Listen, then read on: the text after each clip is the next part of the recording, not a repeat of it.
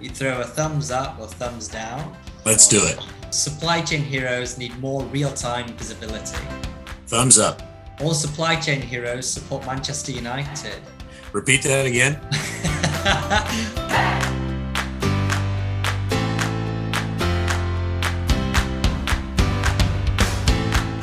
Welcome to the Supply Chain Tech Podcast with Roamby. Scott Mears here, Global Field Marketing Manager at Roamby and one of the hosts of the Supply Chain Tech Podcast. We thank you for joining us today. In this episode, we speak with Mark Baxa. Mark is the President and CEO of CSCMP. We discuss the current supply chain news, trends, and new technology out there. How do we deal with the impact and pressure from war, viruses, and everything else that is creating shortages and unpredictable disruptions in the world today? We answer the pressing question, is dealing with shortages the new normal? And what technology and software is out there to help us predict and be more agile to deal with shortages out of our control? Hi, Mark. It's great to have you on today. Great to be here. It's a pleasure. Thank you. Thank you so much. It was wonderful because we met last year at CSCMP Edge, and it was a very exciting event for us because we had that we were battling for the Supply Chain Innovation Award, and it was really wonderful seeing all the presentations and all the different rooms because there are so many rooms and so many amazing talks going on, and we were so glad to have met you on that stage when we got that Runners Up Award. We were chuffed, and it was a wonderful event for us. So it's great that we now have time to speak a bit further on this episode. Well, we were excited to have you. Congratulations on your accomplishment, and thanks for speaking so highly about the Edge Conference. It is the culmination of a year's worth of work, not for the association, but for the supply chain profession and our academics, culminating on if you will, the live and in-person review, and also assurance that the right messaging is heard around all of the things happening in supply chain and the innovation people need to succeed in the year ahead.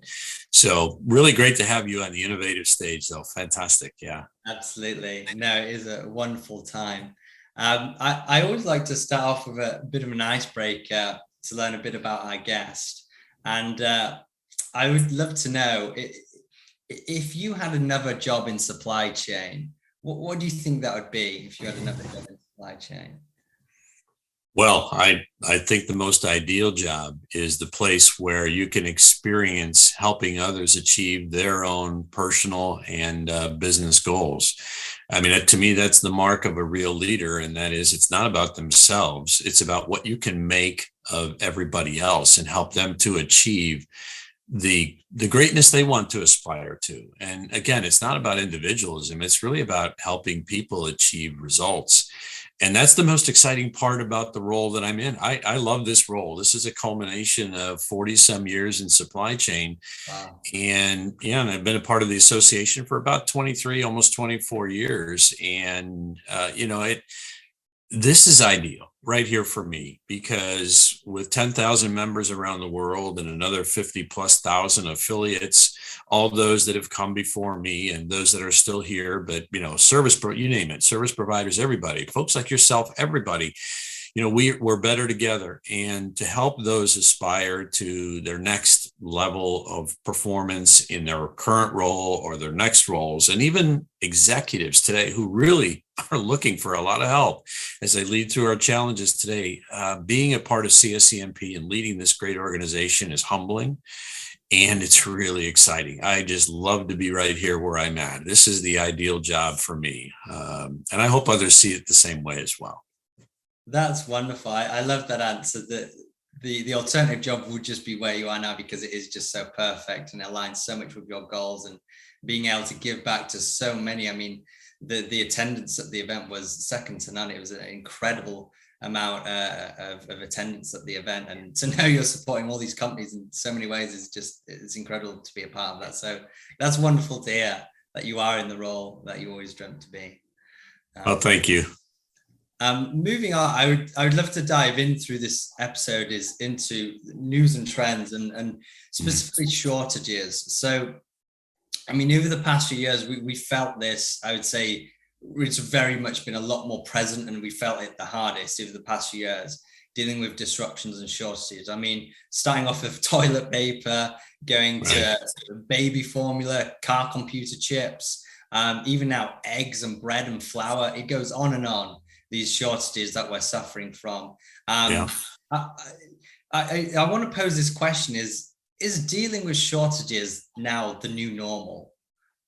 Well, it's a great question. And I would have to say partly yes, and mostly yes for now. Things will eventually smooth out. We will always have disruption. Some of that disruption can be anticipated, built in, if you will. So what I call value added redundancy. But above all, supply chains are learning the value of resiliency, and that's the ability to respond while an event occurs to you, or a series of events, and yet be able to still, in a fluid-like way, continue to do what you set out to achieve, and that is your entire planning through delivery scenario and serving your end customer can still move on as disruptions occur. And there are some forces against us. When a human health pandemic hits, like COVID-19, it almost seems surreal, the environment we were in. In fact, it was surreal. I mean, who would have ever anticipated what we all attempted to do to recover from that, to protect the health of our families, our coworkers, and society at large, while it's still at the same time maintaining business continuity when the very elements of health risk and the concerns from health just impacted all of us in our ability to serve. And as a result, supply chain leaders are faced with this insurmountable challenge that is, what's next? You asked about, is this something we need to learn or live with? And I absolutely think it is. Now, hopefully it's something that we don't see as a result of a globally wide-scale health pandemic like COVID-19, but we will have disruptions. We will have tornadoes. We will have hurricanes. We will have tsunamis. We will have earthquakes. We will have weather constraints, things that are, whether you personally attribute it to global warming or not is agnostic. We will have weather impacts. Okay. So the whole idea that there is a risk in our supply chain and the ability to navigate that risk by anticipating it, kind of what I call leaders being able to see around the corner and think a little further ahead than perhaps we'd like to think we do, or maybe we actually do, is something we're going to have to really get good at. So here's a case in point. So if I think about what happened during COVID-19, and let's forget about for a moment where it came from, but just the very epicenter of the manufacturing breadth and capacity of Wuhan, China, if you just look at all of the businesses that were aligned with those companies that manufactured products in that region of the world, couple that with the disruption from the human health pandemic, and then the chain of risks that it posed to so many businesses, such as the automobile industry and others. Now you come to a place and say, okay, what were we really thinking? What did we really know? And were we truly able to overcome, not necessarily the magnitude of this human health impact, but if it happens again in a similar way, there's another catastrophe, there's another something that stands in the way, what are the alternatives that we have? So here's the bottom line. In the case of Wuhan, many companies thought that when they went to the distributor level and they were buying the same components from what I would say a diversified set of suppliers, they were predominantly merchants. They weren't manufacturers. Those merchants, as you look at your upstream, your tier 1, 2, and 3 suppliers, are all aimed at the same factory. So when that factory shut down because of the human health pandemic, everybody lost. And we all looked back and said, I thought we had diversification in our purchasing portfolio. Well, yeah, you did at the distributor level, but you didn't understand enough about where this stuff really came from. Another case in point is Taiwan and the chip manufacturing scenario. Same thing, heavy dependence on almost single source that's not just feeding certain industries, but the globe. So this is going to become something of a venture or adventure, depending on how you look at it, for supply chain leaders to think about how they build in resiliency within their supply chain. And I certainly, for one, don't have all the answers. But, when the tsunamis hit in Indonesia and, severe hurricanes like Katrina and others hit the southern coast of the United States, there were companies that knew how to anticipate the risks, and they were the hidden winners. So I don't remember having a shortage of coffee after Katrina, the most catastrophic hurricane when it hit in the United States. And that's because they were smart, and we knew this. We figured it out afterwards because I lived through it. I was unable to get containers to move product in and out of the United States through our southern ports. And the reason is the coffee industry anticipated the risk, and they had quite a few of these containers already in hand. So smart companies know how to do this, know how to anticipate, and we're just going to have to all get better at it, not just a few. That's a really well-rounded answer. I really appreciate you even really went on to that second question I was going to ask of where do you feel we need to put that attention? It sounds like you very much answered that through diversifying and know truly where is this coming from and who is involved in that. And that's a great example of a coffee example of them predicting that coming up. And I appreciate this cases where we may not be able to predict it, but having that diversification will put us in a much better, base to handle the disruptions that we aren't able to predict. Well, let me take that a step further. Thanks for that. I appreciate that follow on.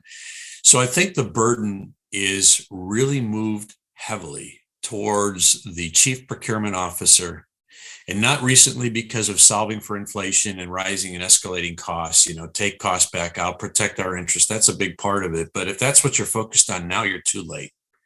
You should have been working on that 2 years ago.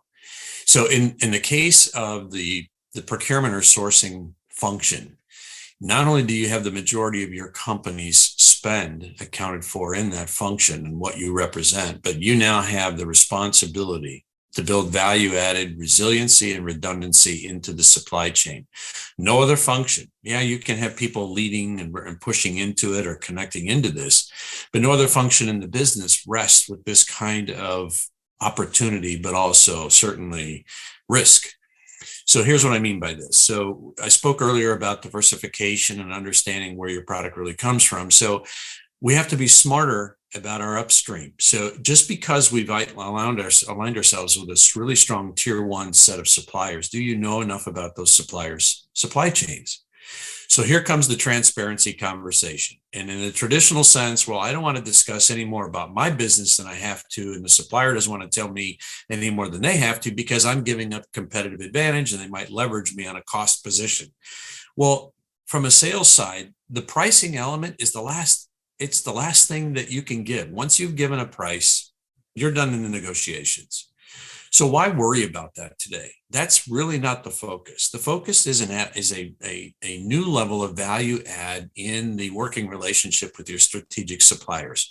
Those that you have to have, those that are perhaps the most dependent on you, but you're most dependent on them to create a more symbiotic relationship, and a relationship built on trust and transparency. T to the second power, trust and transparency. This is where we get in trouble. If we don't have that, and we believe that the 3 bids in a selection, and here you go, internal stakeholder, here I got a supplier for you, go get them. If that's strategic sourcing, you're missing the boat. So supply chain executives, EVPs of supply chain, need to be asking their chief procurement officer, what are you working at? Tell me about the alignment. Tell me about the resiliency story that you're building into our business. Show me the connection into our customer and how we're going to build a more reliable, predictable flow of goods. Build trust back in. One of the biggest mistakes I find when I talk to our member companies is, and they'll admit it, that we don't let go of the partnerships we've always had because we've known to trust them, and somehow it always showed up at the gate, and we never asked any more questions because it showed up at the gate. We got the quality, we got the quantity, and we got the price we wanted. What's left to ask?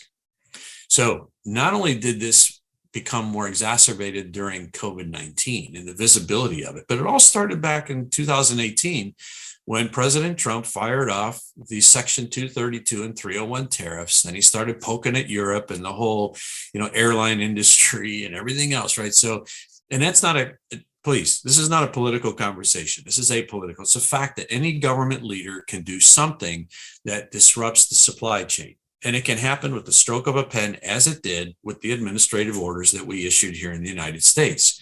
And they're still there. They've expired, or we've passed the 4-year mark. Now we're asking questions, and we've sustained that. And that 25%, that immediate 25% increase to cost of goods for so many businesses here in the US, it not only penalized China in the manufacturing flow, but it penalized the US businesses, and it created other consternations for other countries like the country that you reside in. So I think the main thing here is that we need to be thinking further out. We need to be looking at, as leaders, we need to be testing areas we've never tested before to stabilize our flow of goods. And it's not going to be perfect, but the patterns of which we operate our supply chains today will be different than we operated 2 and 3 years ago. It's very evident. And this is a hard transition because, again, these trusted relationships may not be the ones you need to keep. You got to be ready to let them go.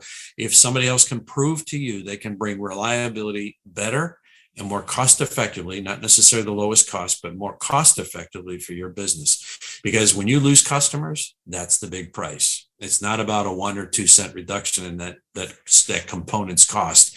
It's really about losing customers. So many great points there that you've touched on, and again, really looking at the whole picture there, who's involved to really ensure that we're ready for these challenges that come up. And I know you did mention about the war, and sadly it does carry on to go on, and it's had a lot of impact on our supply chains. I mean, just to take one that I was reading up on about things that are made of grain and wheat, bread, flour, cereal. Russia and Ukraine actually are the major producers of this. They're actually about 20% of the world's cereal and grain production in the world, which has increased price and shortages on this. And it's mostly because of this war. How do you feel? And of course, the war has affected supply chains in many other ways as well. Mm-hmm. How do you feel this war, as it continues to go on, carries on to affect our supply chain? And how do we deal with that pressure to overcome them? Because obviously that's very much out of our control. How do we handle that pressure and the continued impact that has on us, on our supply chain? That's really a great question. When you have a sudden impact to energy flows into Europe, a sudden impact and a big scary one, not only energy, but also the flow of things we need to survive. You mentioned wheat, there's corn, there's other grains that Ukraine is very effective at producing and supplying into Europe and other places. And then you have the global transportation flow and the disruption that created, not only just the cargo capacity of carrying grains in and out of Ukraine, but really all the transshipments that occur, the shipments in and out of, and the ship routings through that region of the world, that creates a very big reverberation. And then you play into that the what next factor, and how do I even survive this very scenario if my business is dependent on, working in and out of Ukraine and for that matter, Russia. Look how fast we expedited between the United States, Europe, and other countries, Japan, Australia, how quickly we joined hands, UK, in placing embargoes and sanctions on banks and other actors in Russia, and even in some cases, other parts of the world that were known to be supporting the efforts that Russia had upon Ukraine. The CSCMP issued under my direction and my pen an immediate response to this. We created to support our roundtable there. We have a very active and amazing set of supply chain professionals who make up the CSCMP roundtable in Ukraine. We joined hands with them and created, as part of our Center for Supply Chain Talent here in the US, our talent center, we formed a 501c3 for a lot of different purposes, which I will share later. But we created a special fund where people could donate. And what we did is we sent those funds to our roundtable team, and they used it to help support human survival. I mean, it was clothing, food, medicines, distribution channels, etc. So look, the whole thing has been disrupted. We have had some real scary moments, and I think it's not over. I mean, Putin is still threatening to do even more. This is very scary. And we're all in this together. The US, other parts of the world, Europe, the UK, others have been involved in this, hoping to quell down tempers and angers and whatever else might be leading into this to come to a solution before any more life is lost. It's almost, well, in a long distance view, it's almost like you want to say, seriously, isn't there a better way to resolve this? You know, we don't like to see war. Nobody likes to see this. So having said that, we got a big job as supply chain professionals and the work that we're doing as the association to help figure out and bring into visibility ways that service providers such as third-party logistics firms and others are going to help not only with the rebuilding, but continue to sustain trade in this part of the world. And it's with a high degree of risk. You don't know when the next missile will come and where it will hit. It's very scary. So this has been real problematic for the supply chain. The best solution today are those that we can prepare for when this war is over, and how we can help build back quickly and recreate the infrastructure that's needed to sustain life and society in Ukraine, but also to get the things that Ukraine supplies to other regions of the world, like energy and grains, back into its traditional flow. I've often said that if Russia decides to attack certain ports and really annihilate them, I mean, to the point where they're crippled in Ukraine, that just not only affects Ukraine, that affects the whole world. And this is just an example. When one country hurts these days, like Ukraine, all of us are hurting. So I'm hoping for a quick and expeditious end to this. And I'm hoping that our entire supply chain can help rebuild quickly so that we can get that infrastructure back in place, up and running to its full level of efficiency, and we can begin resupplying the goods and energy that's needed elsewhere around the world for the benefit of Ukraine, but everybody else, society at large. Again, yeah, I'm just echoing what you're saying there, and it's wonderful to hear that there's already a very strong round table of CSCMP there. It sounds like you've got a great presence there and doing a lot there. And I thank you for the support that you carry on to drive through Ukraine to help. And it is a scary one, and it's a very unpredictable one. And yeah, being ready to set ourselves up once it's over, and being ready for that point where we can help Ukraine and help how it's affected around the world is very much the mindset that is wonderful to see that you're echoing today. I want to move on to technology, and the reason I want to move to that now is to understand how can we recognize as best as we can these disruptions and shortages. Yes, as we've already learned on this episode, there are going to be times where we will not predict them. It is out of our control. But there is also a lot that we can predict, and more as technology comes out. And from attending events in supply chain events, and I know you are attending supply chain events all year round. A big thing that I've seen a trend is number one, real-time data is always spoken about in every event. Yeah. But something that I have seen a trend that's starting to shift is going from real-time data to real-time intelligent data. And I'll explain what I mean by that. is companies are starting to not just look for that just real time, okay, this is what's gone wrong, or it's currently it's sitting in the airport and the temperature's rising. They don't just want to know that individual piece of information. They want to know, then what does that mean? What can I do with that information? What are the insights and foresights I can use from all that information to predict risks in the future, disruptions in the future, or what the next step is to deal with that. They're looking for more intelligent data over just the information as something's gone wrong. Would you agree with this? And if yes, do you feel companies need more visibility or more intelligent visibility? Well, everybody needs better intelligence. Even the smartest of the smartest is looking for what's next. How can I capture a better source of information that's reliable, that has the right quality of data, right, that tells me or gives me a good sense of direction? So that goes without saying.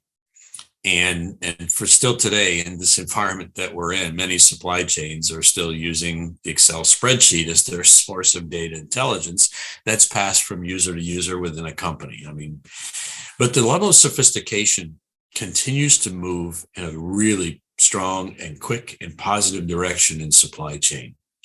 I mean, event management and planning platforms have continued to expand. And even through COVID, there was a huge desire through our research studies with our collaborators that showed that companies, especially the Fortune 500, continued to pursue visibility platforms that enabled better insights and predictability to demand, manufacturing pace, quality, quantity, and the delivery systems as to where is it once it's finished and it's en route to the ultimate customer.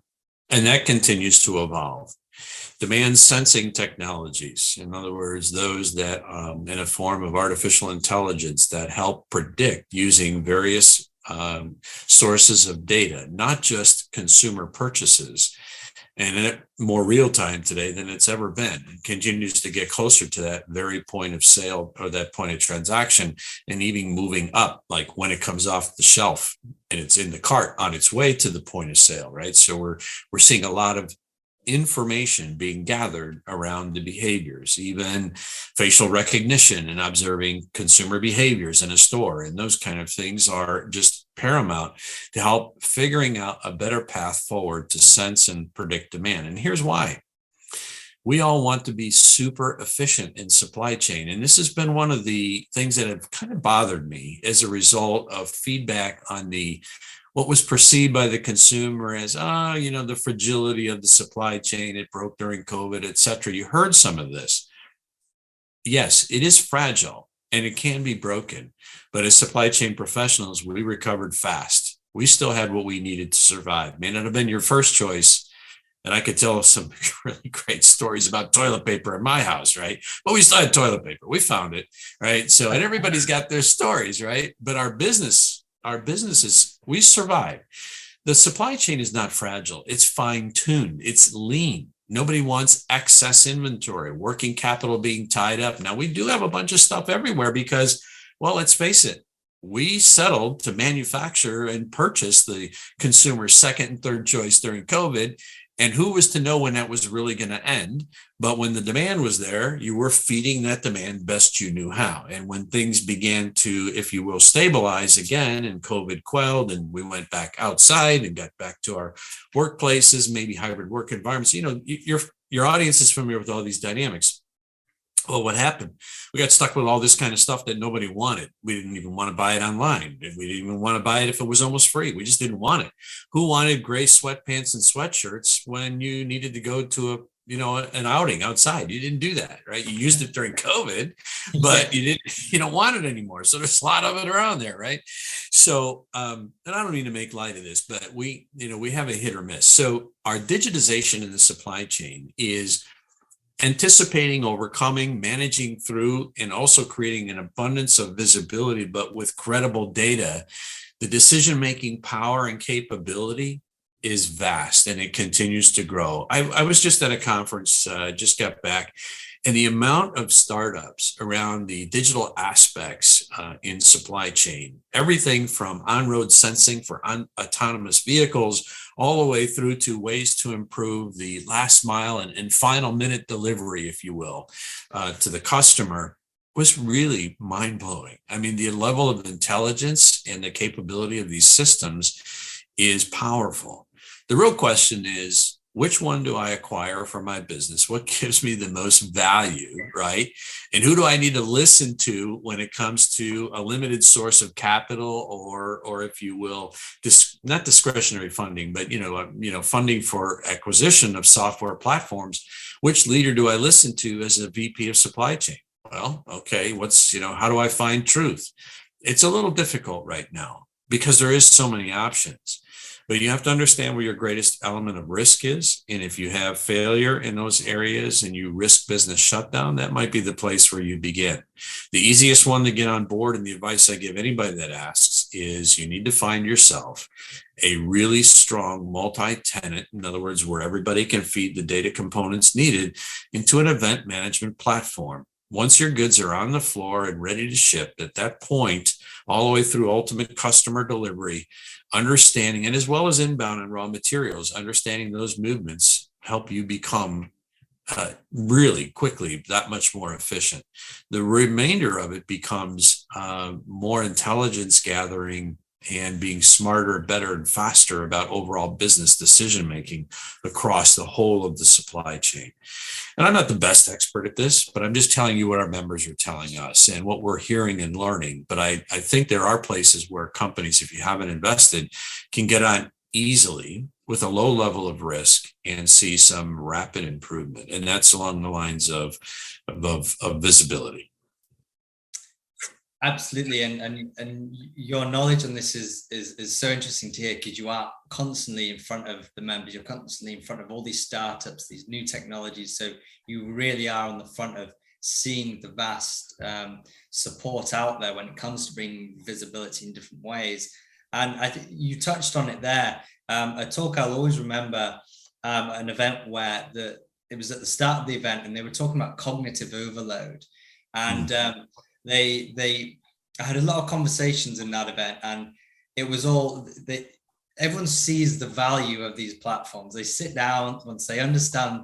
A lot of the time they go, I get the value, I see it. It's just I've got 6 other platforms I've brought on that I'm trying to figure out. I'm trying to get my employees up to date with. I'm trying to understand how they work together. I'm still not too sure. It's just another one. I appreciate it could end up taking away some of these platforms, but it's just another thing I need to think about. And it seems to be a real problem and challenge that companies are facing now, is that they're resistant, even though they see the value, because they're dealing, that digitalization journey is happening, and it's just overloading them with, because employees, if they've been there for X amount of years, they've not seen a lot of this technology. They've never worked with this technology. So it's quite a transition to happening. And I think it can create a lot of challenges. And I can see the pain from the solution part, because they're like, well, we've got the one you need. This is the one, but it can take a bit of conversation to understand that. So what's your thoughts around that cognitive overload? And I can see that's quite present within events. And what's your thoughts around that? Well, just a personal story on this, and we could probably spend hours. I know we could, not probably. We could spend hours talking about everything from change management on through to, selecting and empowering the right digital solutions for the right reasons. And there's a whole host of conversation in between those points.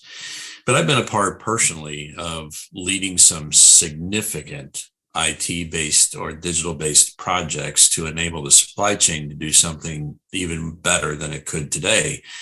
And the largest one I was a part of was the standardization and optimization efforts on our entire global trade flows.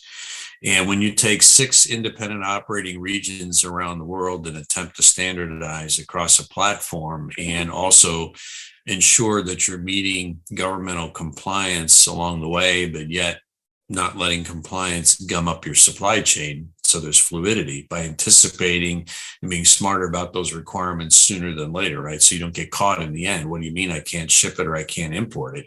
It's too late. You haven't done your homework, right? So putting in a system that helps to standardize all this critical thinking, minimize the risk of employee turnover, and of course, defend your business to you and your freedom to operate is an insurmountable task. So I can appreciate where companies are in trying to select what level and what to what extent and where and across which functions do I implement it. Wouldn't it be great if there was just one big software company that made everything for everybody? And, it's just like, well, here's your path. We know this, right? Here you go. Start here, go here, there, and, pay this invoice and you'll be happy, right? Yeah. It's not like that. We allow for ingenuity, we allow for creativity, and we allow for real smart people to do a lot of smart things. And it's created this world of this ecosystem of available choices for companies to make. So it all rests with this. So how do you build clarity? And that is, what have you or need to standardize from a business process perspective? Software systems and what they can do for any supply chain is fantastic in that first presentation. When you see it, when you watch the demos, right? Oh yeah, this is exactly what we need to solve our problem. Warning, that's not the statement to make. That's not going to solve your problem as the thing, right? You must understand the very nature of your business and where you have business process gaps. Standardize your business first. Standardize your working processes. Then look to remove non-value added redundancy, and then overlay that with the optimizers, the digital technologies that you need. You have to take this in sequence, in kind of some form of, sequence. Now, we get in a hurry because we need immediate solutions. And this is the push. This is where the push comes in. It's like, looks great. This is what we want. Standardize. And oh, by the way, while we're standardizing, start implementing software. Let's do it together, right? Because we're going to be smarter than everybody else. Point of failure at that point, you already hinted on it, is this overload, this cognitive overload. But supply chain leaders say, I don't trust what's in it. Not they don't trust what's in our heads. I don't trust the quality of my data. So no matter what we do when we digitize, right, am I getting quality output? How do I know I can trust it? So the quality of data is insurmountable. Look, I had an experience that I still remember. I'll save the last name. But Bill came to me. He said, when I was about to start this last big project, he said, watch your master data. That's the thing that's going to kill you when you get out of the gate, and you will have cost overruns you don't anticipate within the first couple of months, because data quality may be poor given the size and scale of your project. And my response was, we're going to build the plane as we fly. It's going to be fine, Bill, not a problem. And that was probably the worst statement I could have made. No. Yeah. So, and I'll just leave it at that. Okay. I'll just leave it at that. So there are points of failure which end up being a leader's point of inflection. Like, where did I go wrong in this thing? Why didn't this work? Why did something that I anticipated to be so great for my business, for our team, for our supply chain, yet it didn't work, right? We're really struggling. We have cost overruns. I've had the vendor or the supplier in here multiple times. They can't seem to fix my issue. And in the end, it ends up being misalignment. And that misalignment can go all the way back, and often does, right back to the fact that your business processes weren't standardized and you didn't have your people attuned to the road ahead. You didn't sell well, you didn't get alignment, and you didn't work through change management. So you got resistors in the human element of it. So there's things to watch out here. But in the end, the amount of digital progress, the progress we've made in digitization in the future state is incredible. I'll give you this example. Because I think the conversation was relatively early, I'll try to refrain from anything that was unveiled to me. But I heard of a on-road sensing technology for autonomous vehicles at this conference I just came from, in a one-on-one conversation. I just walked up to this gentleman who was standing there by himself during the conference mixer, right, in between sessions. And we had a very interesting conversation. And in fact, I was blown away by what he said. And another very large online company representative showed up to talk to this person about that technology. And I left at that point. There was obviously a very specific high-level meeting, right? Very futuristic, very incredible thing to hear about. And I can see where it'll add tremendous value. But this is just the tip of the iceberg of what digitization and supply chain is offering the future state of our entire supply chain network around the world. I'm thrilled. I'm thrilled to be a part of it. It's exciting times, and I very much appreciate the ingenuity that's coming from all of our suppliers in this very category. Absolutely, it's wonderful to see and get your take on that.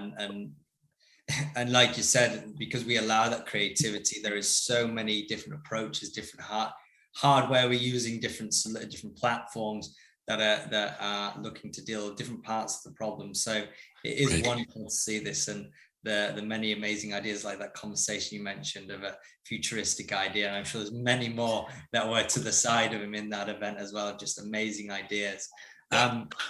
No, it's fantastic to get your thoughts there. And I would love to finish the podcast off with a thing that we're introducing today is a thumbs up, thumbs down. And it's just 6 questions. And then if you could throw a thumbs up or thumbs down. And if you could say it as well, thumbs up, thumbs up, just for our audio listeners who doesn't see it visually as well, that'd be wonderful. Sure. Let's do it. And there may be some funny ones in there. So number 1, supply chain heroes need more real-time visibility. Thumbs up. All supply chain heroes support Manchester United. Repeat that again. All supply chain heroes, if you're not a football fan, then you won't get this one. All supply chain heroes support Manchester United. Oh, well, of course, thumbs up. Oh, no, that should be a thought. I'm a Leeds United fan, but that's okay. That might have been a bad guess. It's okay. Supply chain heroes need to become better at predicting disruption and risk. Oh, big time thumbs up.